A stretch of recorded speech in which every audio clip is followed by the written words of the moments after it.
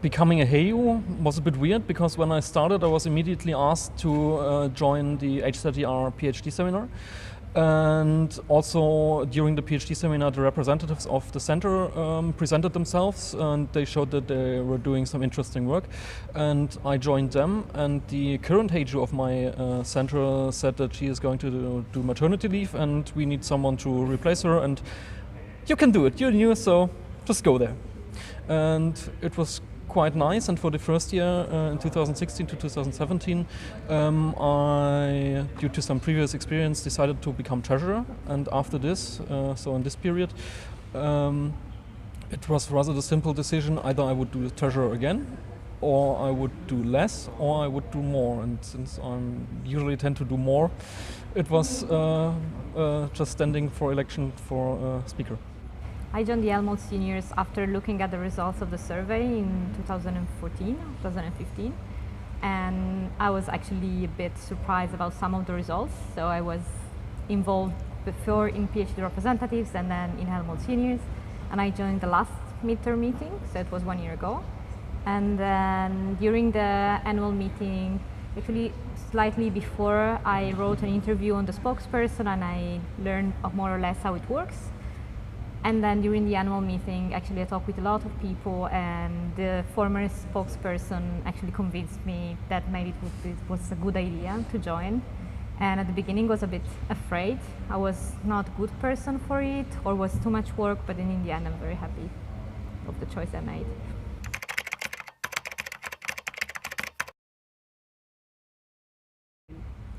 Well, it is a lot of work. It's not always a lot of work, but comes in waves. And basically what we do, we try to coordinate all the different works from the different working groups. Also try to solve sometimes problems that can arise, that is usually about miscommunication. And we are also talking with the headquarters or also with other people external. So we are now collaborating with Max Planck and the PhDNet and the Leibniz PhD Association. It's actually fun, it's very nice, you meet a lot of people, and it's really nice to see that you can help them sometime, or they can ask you a question and you try hard to help, but it's really something that you learn also. So I think that I'm still learning how to do it perfectly, but I'm really enjoying it.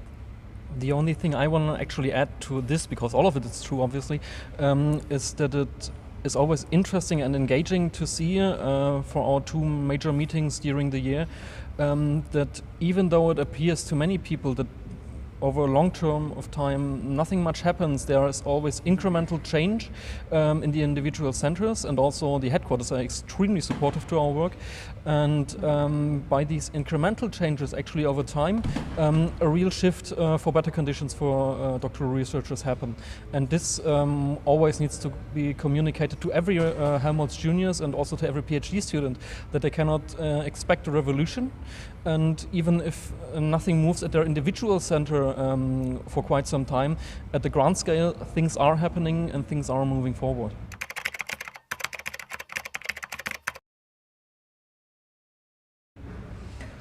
Well, it's actually not so much about what we as an individual generation of spokesperson and spokespeople and Helmholtz Juniors want to achieve, because you have to keep in mind that we have basically from year to year nearly 100% exchange rate, because simply people cannot stay on for that long.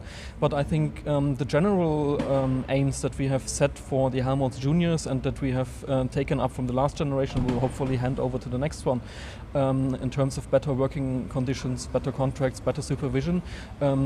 Here we are really moving forward, and also the better integration of working together with Max Planck PhDNet and Leibniz PhD network is also interesting, because these networks, or the supra networks, have only recently been set up, but we already see that there is a great potential to work together on the issues.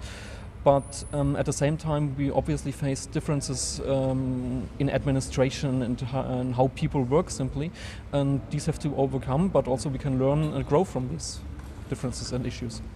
Konstantin covered almost all of it, so it's really not about what spokesperson aim to, but what Helmholtz Juniors are aiming for and what we can achieve in this time or in a longer time. So Just the thing that I can add is that in this year we will have the analysis of the survey that is going to be completed, and it's really something very important for Helmholtz Juniors. Of course, it's not done by us, but by the survey group.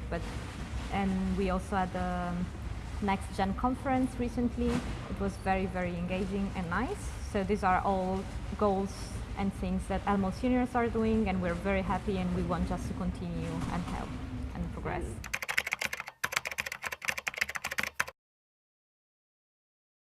Well, actually it's really nice to be part of the Helmholtz Juniors. It's a really nice community full of nice, passionate people, and they want to change something. They want to make things better, and this is already something so nice that this should already be convincing enough, in my opinion. But a nice thing is also that it's really a community where you grow and develop your skills, not just it's not about science here, it's more about management and also how you communicate with people. And this is always a curve of development, personal development, and also of networking. You meet so many people from different places, and you also have the chance to see how the things work, also inside the structure of Helmholtz, and also inside the structure of science itself. I think it's a wonderful experience, and it's full of nice people, and yeah, I think it would be what I would say.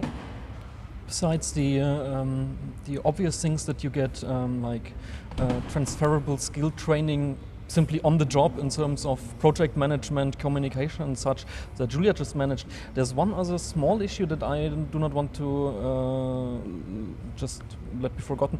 It's simply that even though when in your PhD you often have long stretches that are difficult to endure, seeing people so engaged in an activity that is not a PhD can give you a real passion again to dive into your own subject and problems, and also push you forward in terms of engagement for your project in the lab, in the office, or whatever you do. So you also get a real boost out of Helmholtz Juniors sometimes for yourself.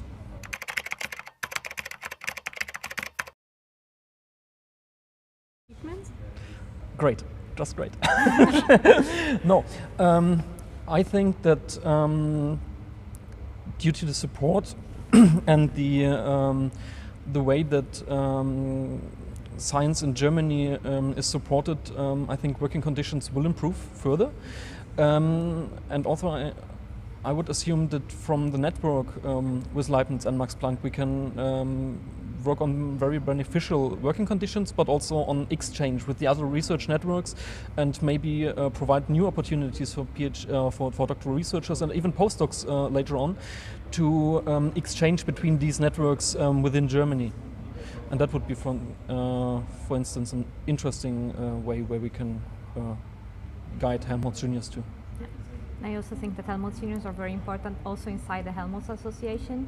So we had a meeting with Professor Wissler, so the head of the Helmholtz Association, and he was really interested in what we had to say. So we had a very fruitful meeting for 2 hours, and this I think what is also an achievement from Helmholtz Juniors. So they started without really being connected with the headquarters, but now they are listened to, and they are also asked for some support, also for counseling. So I think this is really nice, and I think this is going to improve even more in the future. Yeah.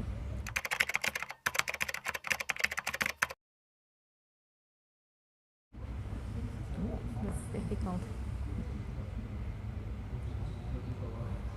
I would say team.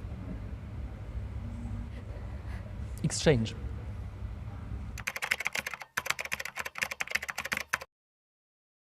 If you're a doctoral researcher within Helmholtz, we always count on more contributions, both in terms of what are your issues, and also, if you can, in terms of your time and your passion, and maybe you can help us by supporting Helmholtz Juniors or becoming directly a member, because we always need manpower.